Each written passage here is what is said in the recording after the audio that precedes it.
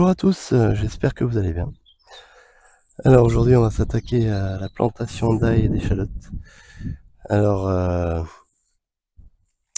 en fait, j'ai fait une petite boulette quand même. C'est que sur cette zone-là qui est juste devant vous, c'est que j'ai pas préparé, on va dire, entre guillemets, «la zone», où en automne, du coup, je l'ai retrouvée un petit peu enherbée pour une plantation qui est, au mois de janvier là, fin janvier, février, on va dire, pour ces plantations-là. Là, on est fin janvier, on est le 26 si je me trompe pas. Du coup, ça s'est un peu énervé. J'ai dû désherber à coup de bêche et de houe. J'ai pris la houe pour aller plus vite. Du coup, bon, c'était pas non plus comme au point de l'herbe qui est à côté, hein, mais ça s'est un petit peu enherbé, du coup, et puis j'en ai profité en plus pour nettoyer la zone là, parce que ça commençait à devenir le bazar. Un petit peu, voilà, un petit peu n'importe quoi. J'ai accroché un grillage d'ailleurs un petit peu, pour l'instant, c'est pour empêcher les poules du voisin qui sortent parfois de leur poulailler, de rentrer sur mon potager. Donc j'ai accroché un grillage qu'il faut que j'arrange un petit peu. Mais voilà, au moins elles peuvent plus passer. Et du coup, voilà, j'ai désherbé, me revoilà avec une belle brouette d'herbe, hein, donc tout n'était pas sur la parcelle, hein, la plupart étaient quand même sur la zone là-bas. Mais voilà, j'en ai quand même enlevé pas mal. Du coup, quand on est feignant, faut penser à faire ça, hein, à préparer, à réfléchir, à préparer tout ce qu'il faut en amont pour pas avoir travaillé ensuite. Donc leçon numéro 1 du mode feignant. Toujours prévoir. Donc là, ce qu'on va faire, moi j'ai l'habitude de faire l'ail, l'échalote, les oignons, enfin tout ce qui est bulbe comme ça sur paille, éventuellement du foin. Donc là, la paille, j'en ai pas trop et de toute façon, petit à petit, je vais arrêter. Là, cette année, je vais faire ça sur foin. Donc c'est une zone quand même qui est relativement humide. Comme je vous avais montré une fois, ici il y avait, c'était sur l'autre zone là-bas où il y avait les patates douces. Là il y avait les tomates l'année dernière, mais l'eau peut stagner quand même un petit peu profondément. Donc je vais plutôt mettre les oignons, pas les oignons, l'ail et les échalotes sur la première partie. Et le bout de parcelle, je pense que je planterai des choses plutôt au printemps, voilà, au milieu de printemps on va dire. Mais je vais mettre plutôt, là les échalotes en début pour éviter qu'ils stagnent un peu trop dans l'eau parce que, les bulbes aiment pas trop stagner dans l'eau. L'humidité, il y a pas de souci, mais l'eau qui stagne, c'est pas top. Donc c'est pour ça, hein, on dit souvent qu'il faut, buter, éventuellement l'ail, par exemple, pour éviter que l'eau stagne. Donc oui, moi je le fais pas. Je le fais pas. Mettre de la paille ou du foin, contrairement à ce qu'on croit, c'est pas mauvais, hein, c'est pas parce qu'il y a de l'humidité que le bulbe va pourrir. Par contre, l'eau stagnante, ou une terre trop riche aussi, ça peut, il paraît, alors moi j'ai pas eu de soucis, mais il paraît que ça peut poser des problèmes.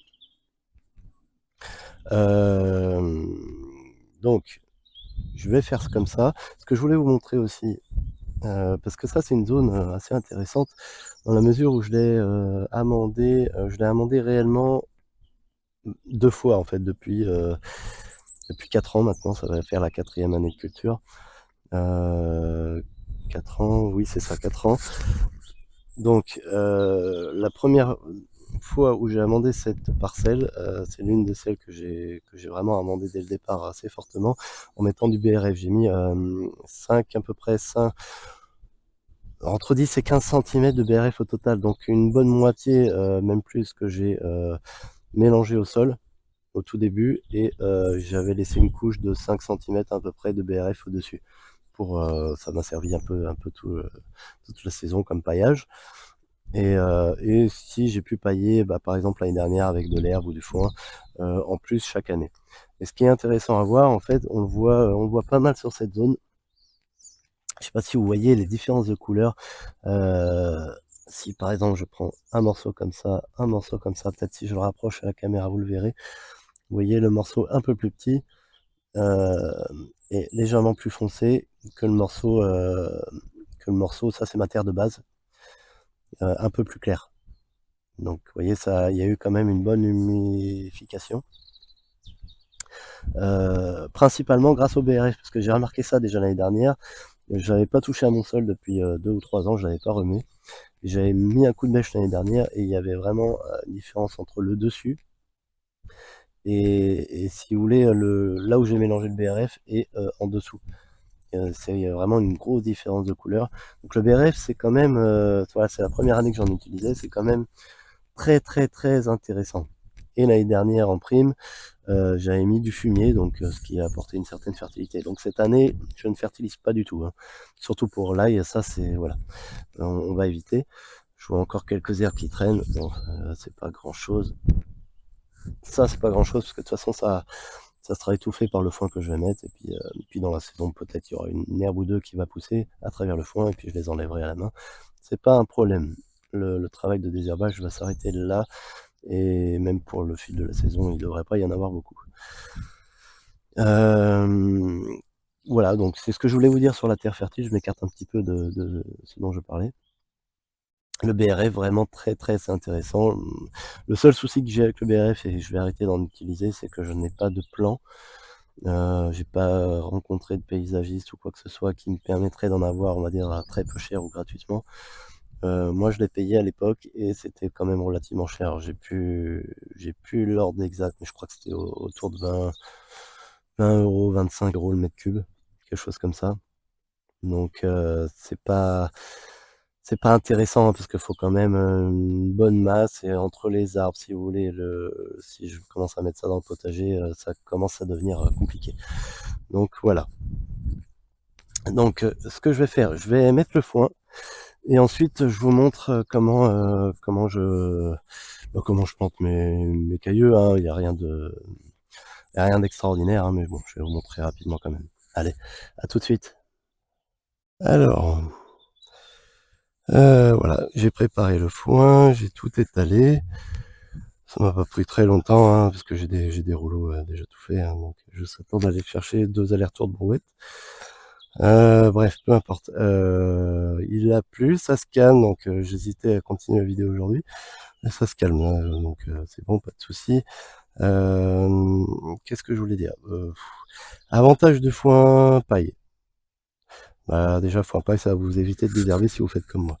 Ça va aussi préserver l'eau dans le sol. Inconvénient par rapport à ça, c'est que la paille ou le foin va aussi plus ou moins empêcher une petite pluie de passer facilement dans le sol. Alors la paille moins que le foin va bloquer un peu plus l'eau qui peut tomber éventuellement. Alors si vous avez une très très grosse averse, ça va finir par traverser, mais sinon voilà, une petite pluie d'été, bah, ça fera rien du tout au sol. Donc ça c'est quand même quelque chose à surveiller, même si ça préserve l'eau. Si petit à petit le sol se dessèche et que il pleut pas beaucoup et qu'en plus à la moindre petite pluie, bah, le sol ne prend pas l'eau, au bout d'un moment ça va peut-être poser des problèmes. Donc c'est quand même à surveiller. Maintenant, là, il n'est pas une culture forcément gourmande en eau, faut juste, qu'il y ait de l'eau au bon moment.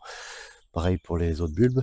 Le seul souci, c'est que, c'est ce point-là qu'il faut quand même surveiller. Maintenant, avec tout ce qu'il a plu, l'eau est quand même le sol est quand même pas mal mouillé, il est presque même détrempé donc ça va peut-être dans l'immédiat, ça va peut-être même m'arranger que l'eau n'aille pas beaucoup, toucher le sol et du coup traverse le foin. Donc s'il y en a un peu moins, ça m'arrange même. Mais honnêtement, pour avoir déjà fait l'expérience depuis 2 ans, bon l'année dernière il a plu pas mal, mais même l'année d'avant, j'ai pas arrosé énormément les cultures d'ail et d'oignon malgré la canicule en 2022, canicule et sécheresse surtout. Du coup voilà. Donc à mon sens, en tout cas pour ces cultures-là, c'est vraiment pas un problème. Pour d'autres cultures plus gourmandes en eau, peut-être prévoir un arrosage ou un système d'arrosage, en dessous le paillis, heu, voilà, c'est peut-être plus commode. Après moi j'ai pas ces systèmes-là dans tous les cas, mais bon. Donc, là ici, j'ai récupéré, mon ail, mes échalotes. Alors 2 choses, l'ail, j'en fais je me suis aperçu, j'ai pas réfléchi avant, j'ai acheté qu'un seul paquet. Je me demande si ça va suffire pour ma consommation de l'année prochaine. Du coup, à mon avis, je vais peut-être devoir en racheter un. Alors peut-être que je prendrai pas peut-être je prendrai rapidement une autre variété à voilà, mon fournisseur du coin. Moi, ce que je veux, c'est tester celle-là et la reproduire, la variété. Après, je prendrai une variété quelconque pour aller plus vite. Je vais pas me prendre ma tête, mais du coup, je vais pas le faire aujourd'hui. mais je vais planter celle-là aujourd'hui et j'en ferai une autre plus tard. Voilà, je vais peut-être pas me prendre la tête à recommander exprès, cette variété, je vais juste reproduire celle-là cette année, enfin ces cailloux-là. Du coup, ça c'est mes échalotes de l'année dernière. J'en ai pas eu beaucoup l'année dernière parce que je m'étais pris bien tard. J'avais oublié de mettre les échalotes sur le planning, du coup je m'y suis pris 2 mois en retard et il y en avait certaines qui avaient déjà pré-germé un peu trop, on va dire, et qui n'étaient pas en bon état. Là, cette année, je l'ai fait au bon moment, donc il y en a une quinzaine à peu près, que je vais aussi planter. Hop. Et je vais aller chercher mon plantoir parce que je l'ai oublié. Je reviens. Alors c'est bon, j'ai récupéré ce qu'il faut, j'en ai profité pour défaire un petit peu les cailleux. Voilà. Donc toujours prendre des cailleux de beau calibre. Et ça surtout parce que là en les éclatant j'ai remarqué aussi que certains, voilà, là par exemple le centre de la gousse est complètement pourri, hein. Bon là c'est des petits mais voilà, vous en avez vraiment très abîmés. Donc ça faut pas, on va éviter de prendre ça bien sûr. Donc des petits cailloux sains. Toc. Hop. Donc l'avantage aussi du mettre du paillage, c'est que normalement en conventionnel on vous dit de faire des lignes. Alors là par exemple pour l'ail je crois que c'est de distance de séparation de 10 cm entre 2 plants et entre rangs, si je dis pas d'ânerie, je vais peut-être vous dire des bêtises mais ça doit être quelque chose comme 15 ou 20 cm pour pouvoir désherber, en fait, passer des outils.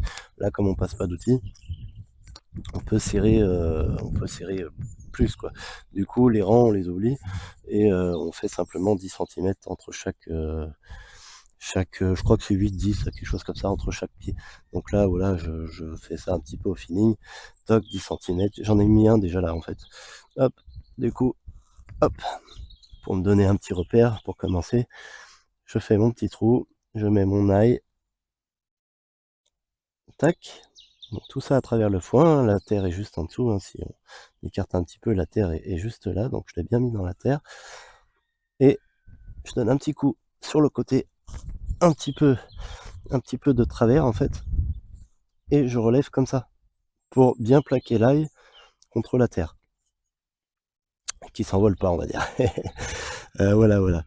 Donc si on regarde, alors là, je le vois plus bien sûr, je l'ai peut-être mis un peu trop profondément pour le coup. Ici il est là, alors je sais pas si on le voit bien, mais hop, j'ai essayé de zoomer un petit peu. Vous voyez, il est là, ce qu'on voit un petit peu en blanc là, parce qu'il y a pas mal de foin au-dessus. Voilà, ici, vous le voyez ici, là, au bout de mon doigt. Donc voilà, alors là il peut passer à travers le foin sans problème, hein, les oignons, tout, enfin voilà. Les bulbes, si vous faites des bulbes d'oignons, l'échalote, c'est pareil. Donc je vais faire ça tous les 10 cm, hein, comme ça, tac, tac, tac, tac, tac. Je vais faire pareil là, tous les 10 cm, tous les 10 cm à peu près, je peux serrer pas mal. L'année dernière, je me suis fait avoir à planter un peu trop près de la parcelle. Alors là, le premier, peut-être d'ailleurs, il est un peu trop près, mais je vais essayer de centrer un peu plus par rapport à la parcelle. Parce que les cailleux qui sont en bord de parcelle nous donnent des petites gousses, hein, donc c'est pas, il y a de la concurrence avec les herbes autour. Là, il y a quand même une belle marge, hein, il y a bien plus de 10 cm, donc faut pas trop les coller. Je pense que celui-là, ça va le faire, mais voilà. C'était juste la petite subtilité.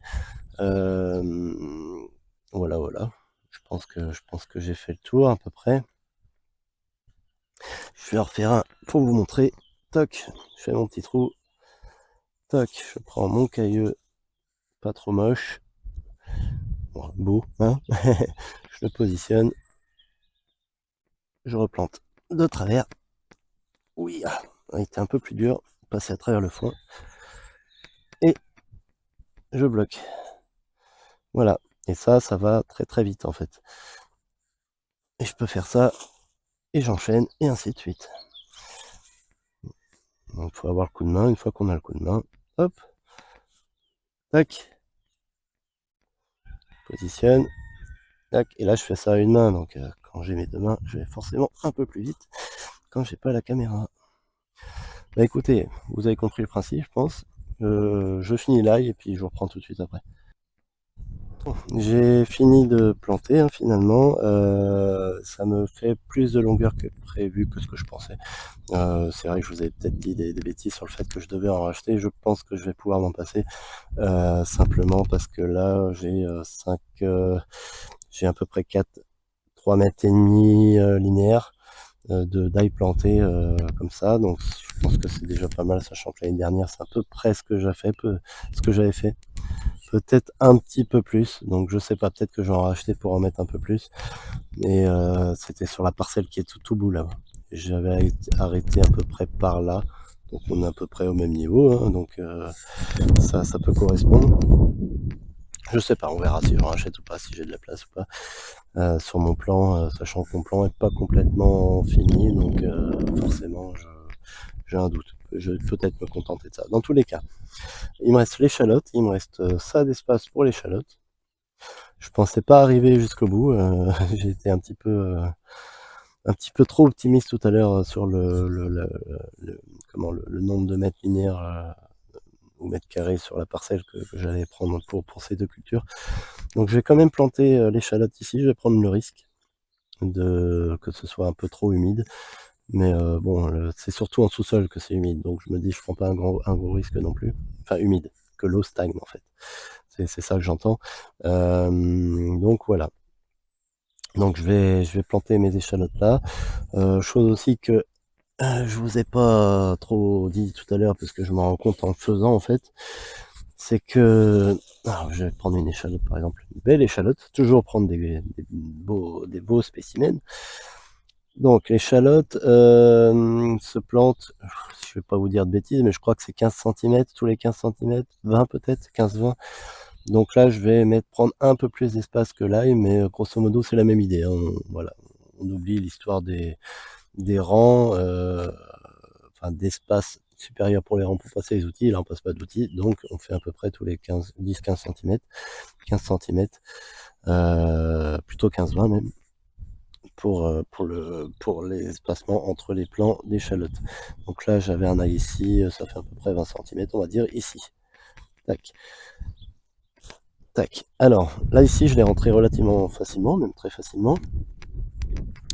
Ce que je m'aperçois en fait avec le foin, ça fait 2 ans que j'ai pas cultivé avec du foin, ça va être, ouais, j'ai fait 2 fois sous paille, l'ail, oignon et échalote.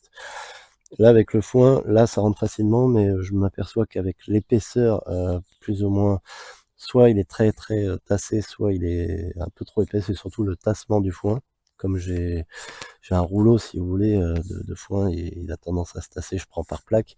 Je l'ai pas vraiment, voilà, dans ma précipitation, je l'ai peut-être pas assez aéré. Faut mettre une bonne épaisseur, ça y a pas de souci sur l'épaisseur, mais sur le fait qu'il soit un peu trop tassé quand vous le retirez, un peu comme du papier toilette, hein, vous le retirez du rouleau, ça fait une sorte de feuille de foin, je pourrais dire presque, avec du foin bien tassé. Et du coup quand je perce, c'est des fois à certains endroits, un peu partout sur la parcelle, mais à certains endroits, j'ai tendance à devoir forcer un peu plus pour pouvoir traverser ce foin qui est très tassé. Là c'est pas le cas typiquement parce que simplement il était aéré à cet endroit-là, donc pas de souci. Alors, par contre, comme c'est de l'échalote et que c'est un peu plus gros, je fais un trou un peu plus gros. Tac, c'est bon. Et limite, j'ai même pas besoin de faire mon deuxième coup parce que c'est pile poil la taille, mais je le fais quand même. Voilà, toujours en oblique et on serre comme ça pour plaquer la terre. Je vais le faire une deuxième fois, vous voyez, elle commence déjà à germer. Alors, c'est sûr que l'année dernière, quand j'ai fait ça 2 mois plus tard, c'était beaucoup trop tard, donc 10, 20, hop, à peu près par là. Je sais pas, qu'est-ce que je fais? J'ai oublié de faire le trou forcément, ça marche moins bien. Hop, on agrandit un peu. Donc tout à l'heure, à deux mains, c'était plus facile. Pour l'ail surtout, là l'échalote c'est plus gros. Vraiment à deux mains, c'est vraiment plus simple, hein, parce que je prends ma deuxième main, je positionne mon ail, je le tiens par le bout. Donc là, on va dire que j'ai une deuxième main fantôme. Et avec ma deuxième main, du coup, je tenais l'ail. Donc l'échalote c'est plus gros, donc forcément ça tient tout seul. Mais ouais, je tenais là avec ma deuxième main, avec ma première main qui tient mon outil. Je perce, vous voyez là c'était un peu plus dur déjà. Et je rabats. Oui, c'était un peu plus dur quand j'ai percé, peut-être qu'à cette petite zone là, effectivement le foin est un peu plus tassé. On n'a pas ce problème là avec la paille. puisque forcément quand on déploie la paille généralement elle est un peu moins tassée, enfin je la balançais comme ça, donc c'est ce que j'aurais dû faire ça avec le foin en fait, le décompacter un petit peu avant de travailler quoi. C'est-à-dire en le positionnant plutôt que de prendre la plaque et la mettre paf comme ça, la décompacter avec les mains simplement, hein, la séparer un petit peu, puis la disperser comme ça quoi. Donc, mais bon, voilà, c'est pas très grave. Le seul hic, je pense pas, hein, mais peut-être, je dis bien peut-être, et ça on verra peut-être dans la prochaine vidéo, est-ce que à certaines zones, l'ail va pas traverser? Parce que le foin est trop condensé. Honnêtement, j'y crois pas du tout, mais bon, on va émettre cette hypothèse quand même. On verra bien, hein. On va pas s'inquiéter plus que ça. Hop.